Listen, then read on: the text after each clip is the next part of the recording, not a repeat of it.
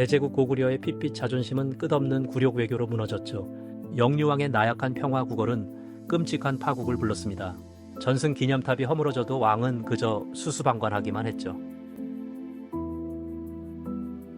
살수대첩의 영광은 비참한 패배감으로 썩어 들어갔습니다.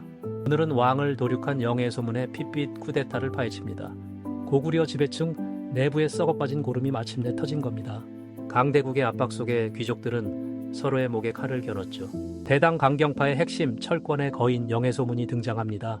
그는 대대로 병권을 쥐고 국정을 좌우하던 호족이었죠. 굴종을 거부한 그는 오만한 당나라 사신을 철저히 짓밟았죠. 사신을 토굴에 가두고 엎드려 기어가게 만든 남자였습니다.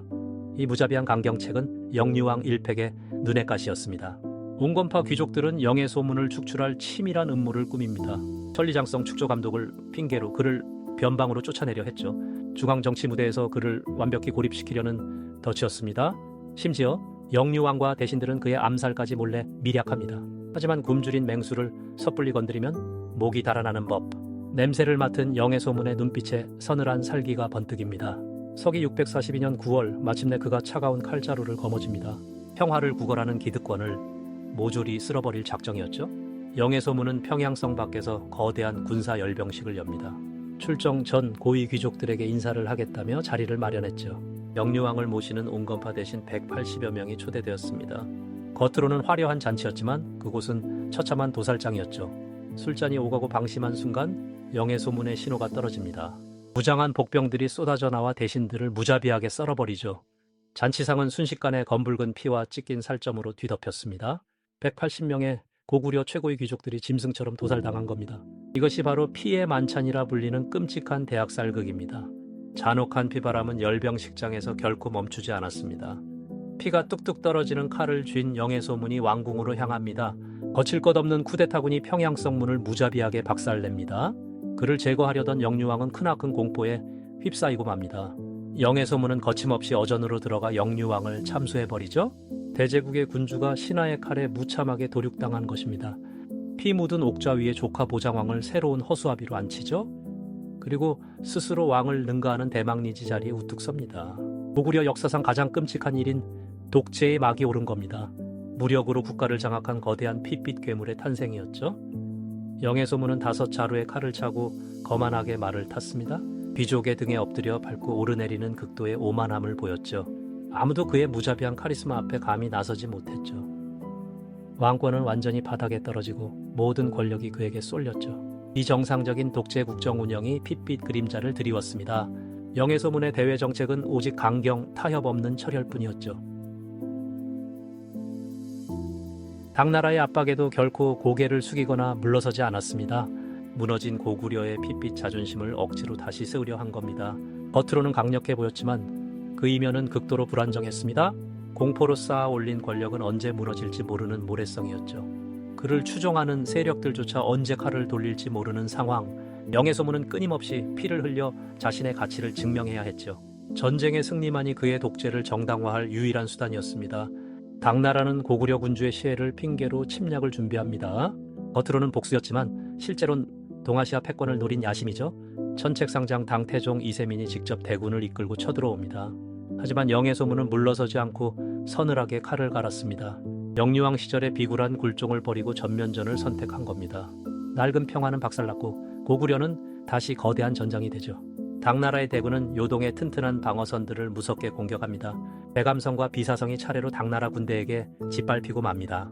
심지어 수나라 113만 대군도 못 들은 요동성마저 불타버립니다. 당태종의 기만전술에 요동성 수비대가 처참하게 무너진 거죠. 고구려 최전선 요새들의 연쇄적인 붕괴는 끔찍한 위기였습니다. 평양성 조정에서 구원 보낸 11호만 대군마저 계략에 속아 패배하죠. 고구려의 주력 부대가 괴멸당하며 국가의 숨통이 조여옵니다. 이제 평양성으로 향하는 최후의 요충지는 안시성뿐이었습니다. 안시성마저 뚫리면 고구려의 심장부가 칼날 앞에 노출됩니다. 이 절체절명의 벼랑 끝 대치 상황에서 영의 소문은 분노하죠. 반역자의 낙인을 지우려면 반드시 당나라를 꺾어야만 했습니다. 국가의 위기는 역설적으로 그의 독재 권력을 더욱 뭉치게 했죠. 외부의 거대한 적이 내부의 불안한 불만을 차갑게 잠재운 겁니다. 백성들은 살기 위해 무자비한 철권 통치자에게 의지해야만 했죠. 권력을 훔친 찬탈자가 졸지의 구국의 영웅으로 포장된 겁니다. 이것이 피비린내 나는 난세가 만들어낸 비극적인 아이러니죠. 영의 소문은 전국에 총동 원령을 내리고 항전을 독려했습니다. 약소국이 살아남으려면 오직 독재자의 채찍질이 필요했을까요? 180명의 원원 위에 세워진 권력은 끝없는 피바람을 요구합니다. 쿠데타의 핏자국이 차에 마르기도 전에 국경이 피로 물든 겁니다. 우리는 이제 영의 소문을 무작정 위대한 민족 영웅으로만 봐선 안 되죠. 그는 정적을 잔혹하게 도살하고 권력을 훔친 끔찍한 독재자입니다. 나라를 지킨다는 명분 아래 수많은 백성들을 사지로 내몰았죠. 끊임없는 전쟁은 고구려의 국력을 바닥부터 서서히 갉아먹습니다. 겉보기엔 강철 같은 제국이었지만 내부는 썩어 들어가고 있었죠. 공포 정치로 억눌린 귀족들의 불만은 시한폭탄처럼 자라납니다. 권력의 중심에 선 자는 늘 자신의 등 뒤를 서늘하게 경계해야 하죠. 영의 소문의 눈빛은 권력의 정점에서도 결코 편안할 수 없었습니다. 내가 남의 목을 베었듯 남도 언제든 내 목을 칠 수 있으니까요. 짐승들의 살벌한 핏빛 투기장에서 자비와 양보는 곧 죽음입니다. 강자만이 모든 것을 독식하고 약자는 도살당하는 끔찍한 정글. 낭만적인 역사책 뒤에 숨겨진 동아시아 고대사의 비릿한 민낯이죠. 영의 소문의 강경책은 고구려를 국제사회에서 완벽히 고립시킵니다. 외교적 타협을 모르는 맹수는 결국 모든 이웃을 적으로 만들죠. 이 무렵 남쪽의 신라 역시 고구려의 핏빛 위협을 느끼고 있었습니다.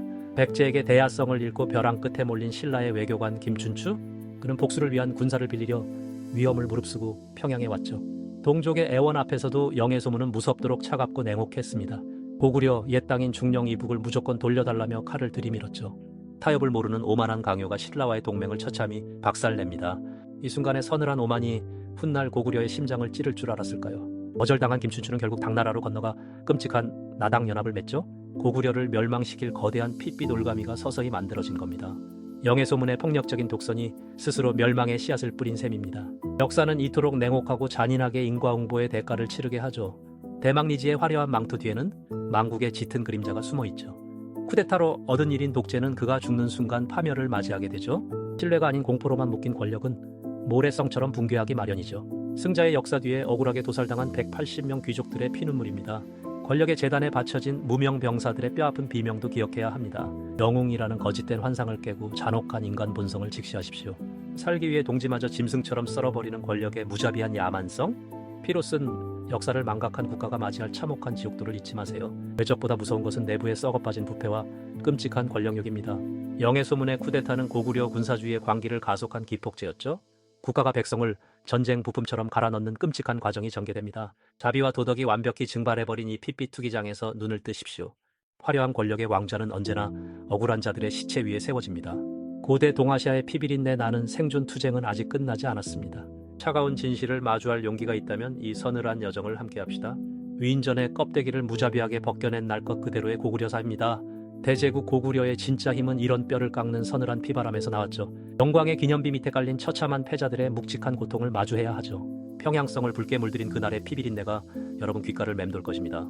권력자들의 더러운 탐욕이 만들어낸 거대한 지옥도가 생생히 펼쳐집니다. 살기 위해 악마가 되어야만 했던 인간들의 처절하고 비정한 생존 본능, 역사의 매수로 권력자들의 추악한 이면을 남김없이 서늘하게 도려냅니다.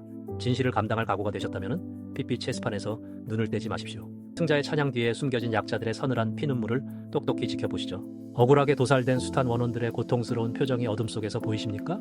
피로 물든 제국의 끔찍한 수레바퀴는 그 뼈들을 부수며 계속 굴러갑니다. 영의 소문이 뿌린 피의 씨앗은 결국 고구려 전체를 파멸의 늪으로 이끌죠. 강자만 살아남고 약자는 가차없이 도살당하는 끔찍한 야생의 법칙입니다. 이 잔혹한 역사의 굴레 속에서 인간의 이기심과 권력욕을 똑똑히 보십시오. 환상에서 깨어나 거칠게 박동하는 진짜 고대인들의 투쟁을 목격하시길. 동화책은 덮고 진짜 역사의 묵직하고 비릿한 무게를 서늘하게 체험하십시오. 수많은 시체 위에서 춤추는 권력의 끔찍한 야만성을 낱낱이 파헤쳐드립니다. 어둠 속에서 거대한 폭풍을 준비하는 동아시아의 핏빛 전쟁은 계속됩니다. 권력이라는 괴물에게 잡아먹힌 대제국의 처참하고 서늘한 운명을 지켜보시죠. 낡은 위인전에 거짓된 영웅 서사 따위는 이제 가차없이 쓰레기통에 버리세요. 도덕과 낭만이 거세된 고대 동아시아의 핏빛 투기장에 서늘하게 빠져보십시오. 국가를 지킨다는 명분 아래 자행된 끔찍한 살육의 스펙터클을 놓치지 마십시오. 피비린내 진동하는 묵직한 진실만이 권력의 잔혹한 진짜 얼굴을 보여줍니다. 무력으로 상대를 제압하지 못하면 결국 내 목이 잘려나가는 야생의 세계. 영의 소문의 무자비한 반란은 벼랑 끝에 몰린 맹수의 잔혹한 포효였습니다. 22화 대신과 왕을 참수한 영의 소문의 핏빛 쿠데타 편을 무겁게 마칩니다. 하지만 외부의 적은 이 내부의 균열을 절대 놓치지 않고 무섭게 파고들죠. 다음 화 복수의 눈이 먼 외교의 달인 김춘추의 살벌한 단판이 펼쳐집니다. 딸을 잃은 김춘추가 영해소문의 옥에 갇혀 끔찍한 죽음의 위기를 맞이합니다. 살기 위해 별주부전의 토끼처럼 기만수를 펼치는 숨막히는 두뇌 싸움. 거절당한 신라가 결국 당나라와 손을 잡는 삼국통일의 치명적 나비 효과. 피비린나에 진동하는 무자비한 핏빛 외교전. 다음 화도 끝까지 시선을 고정하십시오.